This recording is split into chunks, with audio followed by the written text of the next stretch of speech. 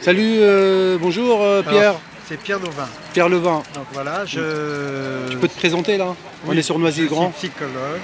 Je travaille à la hauteur de mes 83 ans pour des blessés de guerre avec des gens qui ont une très grande importance, qui est entre autres Bernard Dreyfus par exemple,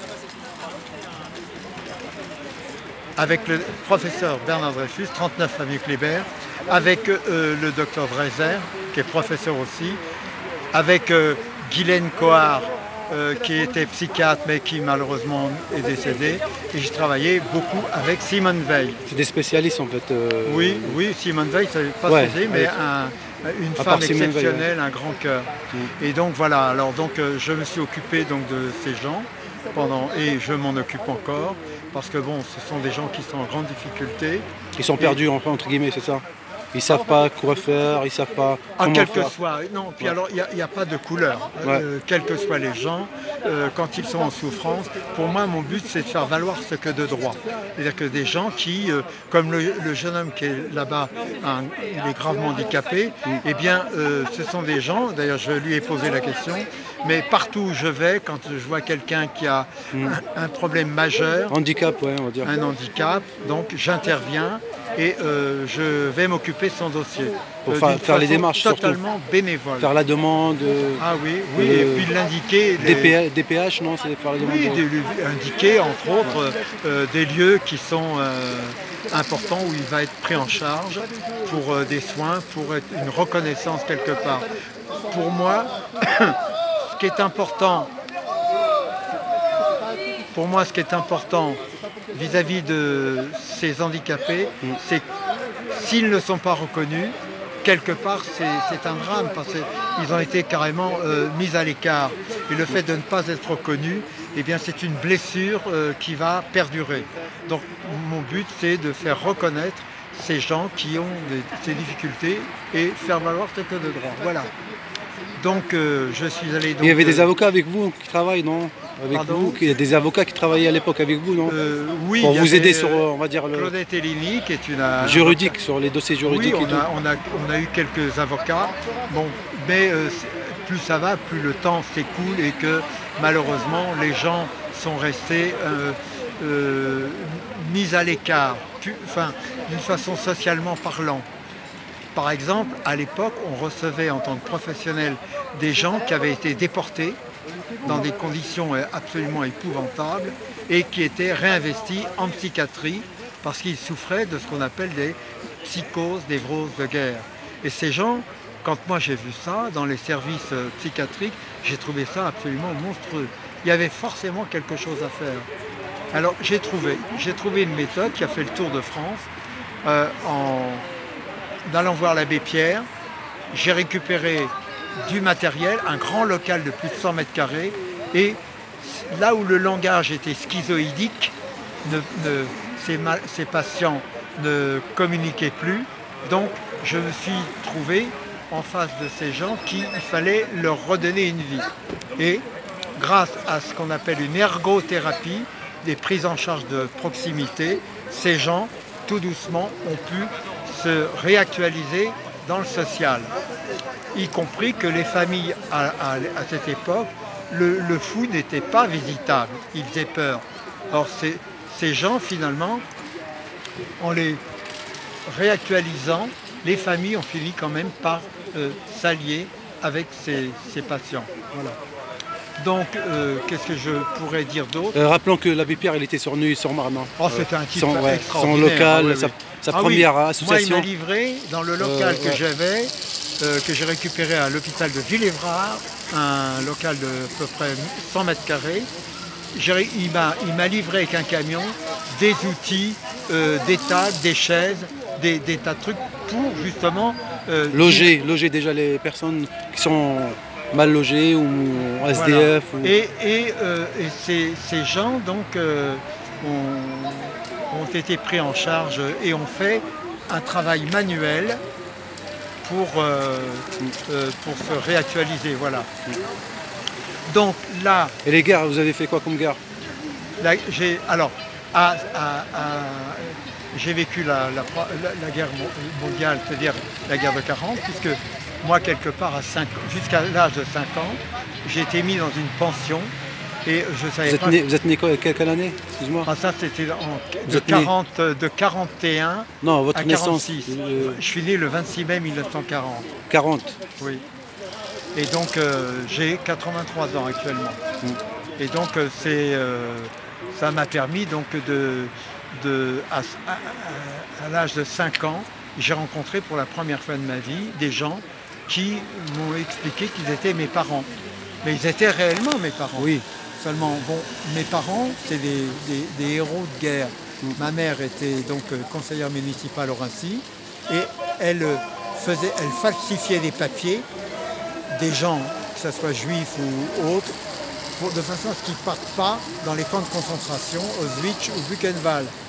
Et mon père, policier, tamponnait pour dire que le nouveau nom était authentifié. Okay, donc il y avait une triche, mais complètement, parfaitement pour la bonne cause, on va dire. Ouais. Ça les a sauvés quelque part. Ouais. Donc c'est des héros, des gens magnifiques, quoi, que je respectais toute ma vie. Bon, après donc, après cette Algérie où là où en 56, ça a commencé la guerre d'Algérie. 56 jusqu'à 62. Alors je suis rentré en Algérie, c'est-à-dire j'ai été placé d'office et on était directement liés là-bas. Ça s'appelait le service militaire obligatoire. Je suis arrivé en Algérie en 60 et j'y suis resté jusqu'à 1962 et demi. 28 mois. Et c'est 28 mois dont je suis revenu grand invalide. Quelle année? C'était quelle année ça? De 1960 à 1962. C'est plus vers la fin. Oui, à la fin, je l'ai vu. Parce que la guerre d'Algérie a commencé en 54. Ah, j'y étais. Oui, enfin. 54 jusqu'à 62. Les années les plus dramatiques, c'est de 62. À la fin encore. À la fin. Les pieds noirs, ben, ils étaient obligés de partir. Hein, la valise ou le cercueil. Donc, quelque part, c'était. Alors que les gouvernements auraient dû les prendre en charge, payer ce qu'ils avaient sur place. Ils ont abandonné leur maison. C'est pas de dire oui, c'est des enfoirés et tout. Il y avait quand même des pères de famille, il y avait des gens, des travailleurs. Ils ont perdu leur maison, leur bien, ouais. tout ce qu'ils avaient en bien. Et ils se sont retrouvés comme gros gens, mis à la valise et le cercueil pour arriver donc pour revenir en France. C'était quelle région vous étiez? Ah ben c'était la première partie qui a été rapatriée, c'était Alger. Après ça a été, il y a eu Bonn aussi, mais il y a eu Oran. Ouais, Bonn. Et le dernier port, même si on n'est pas d'accord là-dessus, moi j'y étais, c'est à Arzeux. Arzeux, ça a été vraiment parce que c'était une base marine. Et donc, cette base marine avait donc forcément les bateaux pour rapatrier ces gens. Alors là, ça a été vraiment l'horreur. Les gens se seraient entretués pour pouvoir monter à bord. C'était la panique, quoi. Oui, leur famille, mais ils ont tout largué. Enfin bon, je trouve que les gouvernements ont joué un sale tour à tous ces gens. Bon, c'était multiforme au niveau des races. Il y avait de tout. Et ces gens ont été spoliés. Abandonnés, oui, ils étaient abandonnés. Complètement largués. Donc à partir de là... Après la guerre d'Algérie, vous avez fait quoi? Alors, j'étais grand invalide de guerre et j'ai réussi à me faire embaucher à l'hôpital de Villévrard en tant que soignant. Mais très vite... C'est un hôpital militaire, non? Non, c'est un hôpital psychiatrique. Psychiatrie, ouais. Civil. Et donc c'est grand, c'est vaste. Et là, tu prends mes clés. Et donc, c'est bon. Et donc, à partir de là, donc, je suis rentré donc, à l'hôpital. Et puis, j'ai passé un diplôme d'infirmier et de psychologue. Et très vite, je vais être absorbé par des gens, parce que je fais des colloques, je parle de la maladie mentale, des souffrances psychiatriques qui ont là où les gens ont fait des guerres, étaient atteints de psychose, névrose de guerre. Et ça va interpeller beaucoup de gens, dont Simone Veil, Bernard Dreyfus, 39 avenue Kléber, le docteur Dreiser, une femme, Liliane Dreiser, ces gens ont été eux-mêmes touchés par ces guerres. Donc juifs ou pas juifs, c'était des gens qui ont eu des maltraitances. Et puis le docteur Cohard aussi, qui était un amour, un psychiatre adorable, qui n'est plus de ce monde.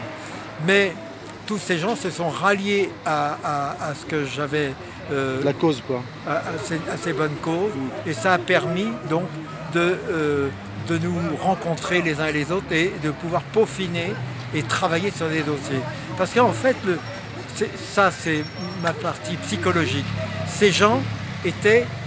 ils étaient séparés. Chacun, Bernard Dreyfus, travaillait dans son coin, le docteur Dreiser, chacun. Or, en les rassemblant, ça a permis de peaufiner, de faire des dossiers qui ont eu une valeur juridique auprès des commissions, disons, des anciens combattants et faire valoir leurs droits.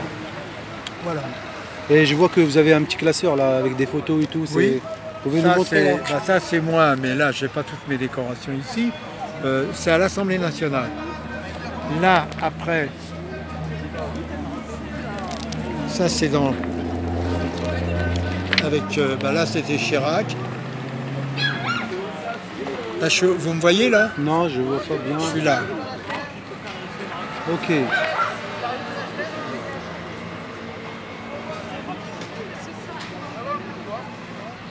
Là.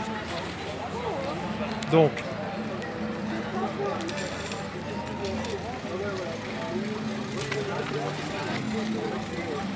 Ça, c'est le reportage que j'ai fait. Vous voyez, c'est mon nom. C'est moi qui l'ai entièrement fait. Reportage sur. Avec, disons, mes décorations. L'arbre à palabre. C'est ça. Il est passé à la télé et tout, non? Il est passé à un moment, mais il a été séquencé. Et ça ne m'a pas plu du tout. Pourquoi? Parce que je suis quelqu'un qui dérange. C'est ma vérité. Vous dénoncez des choses, quoi. Oui, qui ne sont pas très entendables. Ça, c'est moi. Ça, c'est un article de la Dépêche. La Dépêche, ouais. C'est quelle année, ça? Là, c'est récent. 2020, ça, c'est récent. Oui, oui. Août 2020.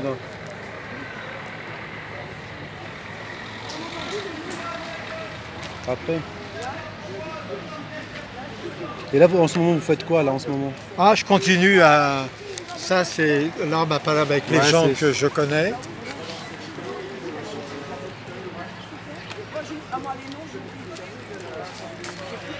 Je continue à... Ça, c'est des décorations qui m'ont été faites par Simone Veil. Je crois que je suis le seul en France à avoir eu ces décorations-là. J'ai 14 décorations honorifiques. C'est celle-ci.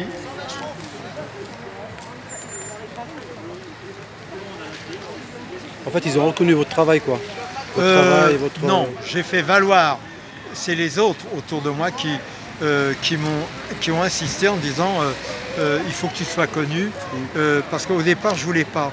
Mais je me suis aperçu que en étant reconnu, d'un seul coup, on me laissait prendre la voix. Et vous pensez quoi, par exemple, je pose une question, moi. On va dire les dernières années, on a eu beaucoup de blessés. Ça avec Simone Veil, Bernard Dreyfus. On a eu beaucoup de blessés dans les manifestations. Pris, là, Simone oui, j'ai vu. On a eu beaucoup de blessés sur les manifs, par exemple, des gilets jaunes, les manifs de... vous pensez quoi? Parce qu'il y avait, rappelons qu'il y avait 32 éborgnés, 33 éborgnés et 6 mains arrachées. Et il y avait 11 morts dans les manifs gilets jaunes. Vous pensez quoi sur le... Est-ce que c'est des blessés de guerre ou est-ce que... Non, pour moi, ça n'a rien à voir avec ce que j'ai vécu.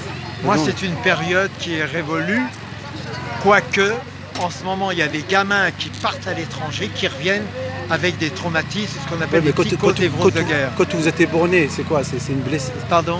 Quand la personne est éborgnée, elle n'a plus d'un œil, elle perd sa vue. Attends, j'entends mal avec la moto. En fait, quand la personne elle est éborgnée, parce qu'il y avait 33 éborgnés chez les Gilets jaunes. Oui. Et c'était des blessés quand même. Le problème, c'est que dans les manifestations... Il y avait 6 mains arrachées. Hein. Oui, 6 mains arrachées. oui. Je crois que Et tout le monde a porté plainte, ils ont fait des dossiers et tout.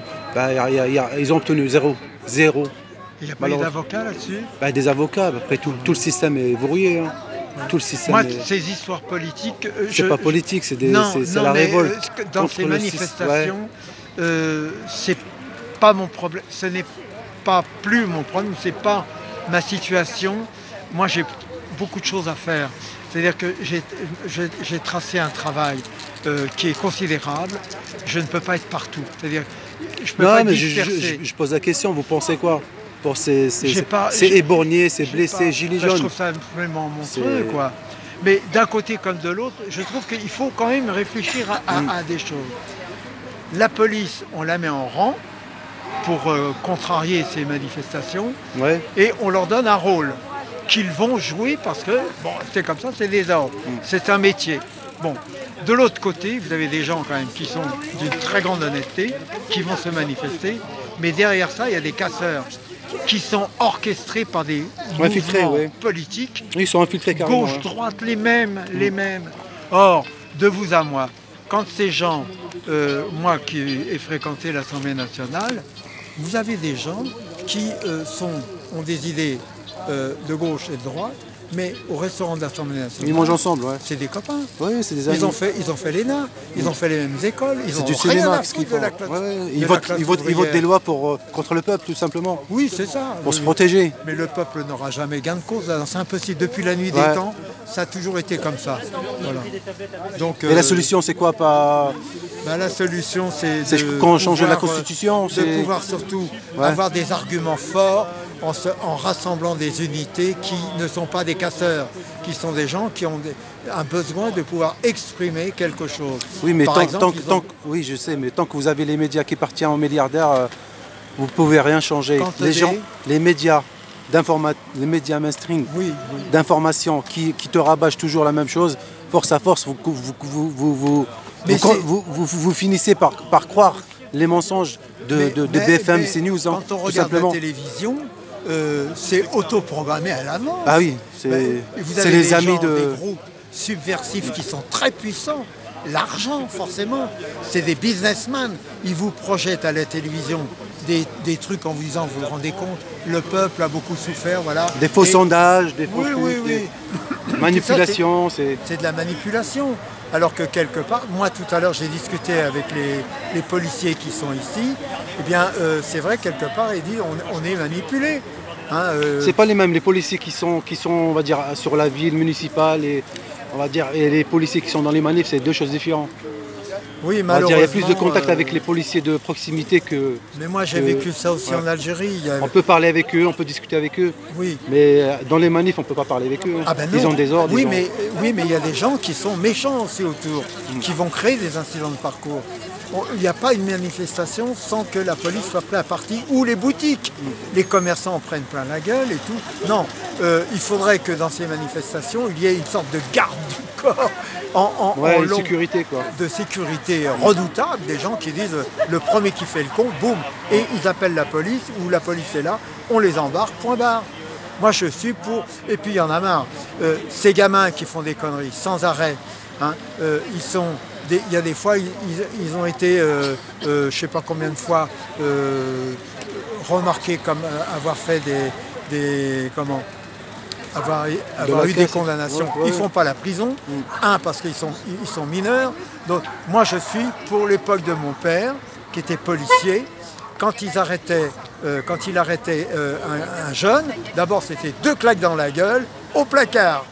Et ils n'avaient pas de voiture, ils envoyaient un policier en vélo, chercher la famille, et la famille, en arrivant, boum boum, là, le gamin, après moi quand j'allais à l'école, ou plus tard quand j'ai grandi, les gens me disaient, tu sais Pierrot, je vais te dire, ton père, il m'a pas fait de cadeau, mais tu lui diras, je vais plus recommencer, c'est fini. Aujourd'hui, il y a un laxisme redoutable, on laisse tout faire. Que ça soit y compris d'ailleurs dans les politiques, ils en ont rien à foutre de la classe ouvrière, ils en ont rien à foutre de ce qui se passe. Ces gamins, en prison, moi je suis allé voir, c'est mon métier aussi, de savoir ce qui se passe. En prison, c'est des vacances. Ils ont la télévision, ils ont des salles de sport, ils peuvent se reconstituer, ils préparent le coup vers l'extérieur, parce qu'ils ont des copains à l'extérieur, ils touchent de l'argent, ils peuvent... non, trop c'est trop. Non, une prison, c'est une prison. Moi, je ne suis pas d'accord pour... je ne parle pas de maltraitance. Je dis simplement que pour moi, c'est scandaleux. À l'âge que j'ai, je trouve que c'est intolérable. Moi, quand je vois des gamins qui sont là, la dernière fois, à la poste de Gournay, il y avait 3 ou 4 gamins, mais des gamins de 15 ans. Ils étaient derrière le dos d'une femme âgée qui venait de tirer de l'argent, qui était en train de tirer. Je me suis approché, j'ai tapé fort dans mes mains, j'ai dit « Hé, vous sortez de là !» Vous sortez. Et ils sont partis. Mais sinon, cette femme, eh bien, elle aurait été agressée, il l'aurait piqué. Ben, à 15 ans, merde, enfin. Et les parents, où sont les parents? Alors, l'éducation, parents, surtout, ouais. Oui, mais bon, les parents, il n'y a pas de tarte non plus. Ils ne sévissent pas. Et puis, dans les écoles, c'est eux les maîtres. Non, non, il n'y a plus de respect. Le professeur, on le tutoie. Les flics sont... La police... Ouais. Et tutoyer, on leur fait des doigts d'honneur. Non, non, c'est un monde qui est complètement en désordre. Donc quelque part, les gens de mon âge, on n'est plus dans ce monde. Mais quelque part, on aimerait bien quand même ma femme qui est plus jeune que moi, elle dit que ça manque de quelque chose qui pourrait être un ordre, qui ne serait pas dans le désordre. J'ai une question à part ça, on oublie ça. Une autre question sur les aides-soignants, les médecins qui sont suspendus depuis 1 an et demi par le gouvernement à cause du pass qu'ils ont refusé cette injection. Vous pensez quoi? Les médecins, les suspendus et les aides-soignants qui sont suspendus depuis 1 an et demi, qui touchent 0 euros. Ils ne sont pas virés, ils ne sont pas licenciés, ils sont suspendus en fait. Mais ils touchent 0 euros. C'est un peu du n'importe quoi.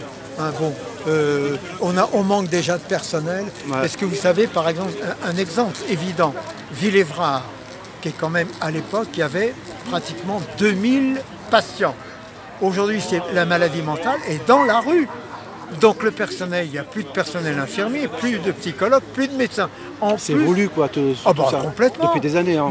Mais les politiques gauche-droite, c'est les mêmes. Ils ont supprimé les lits, ils ont supprimé des personnels. Ils n'en ont rien à foutre. Moi, quand je vais à Paris, la dernière fois, peut-être que je l'ai dit précédemment, mais dans Paris, quand je vais voir Bernard Dreyfus, donc avenue Kléber, eh bien, quand je descends à l'Étoile, sur 100 mètres, il n'y a pas longtemps, mais c'est régulier. Sur 100 mètres, il y avait 4 personnes qui étaient handicapées. Mais des handicapés, ils ne faisaient pas la manche. Ils étaient mal. J'ai appelé la police, j'ai appelé qui m'a renvoyé aux pompiers. Les pompiers m'ont renvoyé à la police. Donc on ne fait plus rien. Hein, pour des gens qui sont invalides ou handicapés, on ne fait plus rien. SDF carrément.